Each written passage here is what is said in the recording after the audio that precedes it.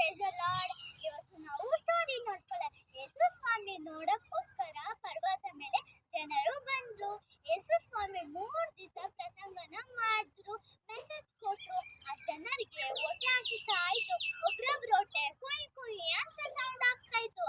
ಅದನ್ನ ನೋಡಿ ಶಿಶುಗಳು ಯೇಸು ಸ್ವಾಮಿ ಹತ್ರ ಹೋಗಿ, ಸ್ವಾಮಿ ನಮ್ಮ ಮನೆ ಕಸು, ಹೊಟ್ಟೆ ಹಸು ಆಗುತ್ತೆ, ಇವ್ರನ್ನ ಊಟ ಮಾಡ್ಕೊಂಡ್ ಬಂದಿಟ್ಟು. ಅದಕ್ಕೆ ಯೇಸು ಸ್ವಾಮಿ ಹೇಳ್ತಾರೆ, ಇಲ್ಲ ನೀವೇ ಕೊಡ್ರಿ ಊಟನ ಹೇಳ್ತಾರೆ. ಅದಕ್ಕೆ ಶಿಶುಗಳು ಹೇಳ್ತಾರೆ, ಇಷ್ಟು ಜನಕ್ಕೆ ಹೆಂಗ್ ಕೊಡಕ್ಕಾಗುತ್ತೆ, ಆಗಲ್ಲ, ಯಾರಂದ್ರ ಹತ್ರ ಇದೆಯಾ ಅಂತ ಹೋಗಿ ನೋಡು. ಶಿಶುಗಳು ಯಾರ ಹತ್ರನೂ ಇಲ್ಲ ಫ್ರೆಂಡ್ಸ್.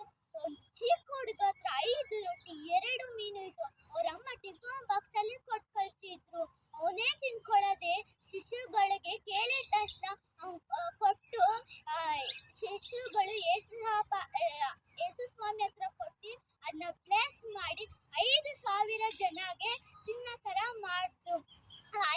ಅಷ್ಟು ಜನ ತಿಂದು 12 ಬುಕ್ಕಿನ ಮಿಕ್ಕಿತ್ತು. ಸೊ ಫ್ರೆಂಡ್ಸ್, ಇದ್ರೊಳಗೆ ನಾವ್ ಏನ್ ತಿಳ್ಕೊಂತೀನಂದ್ರ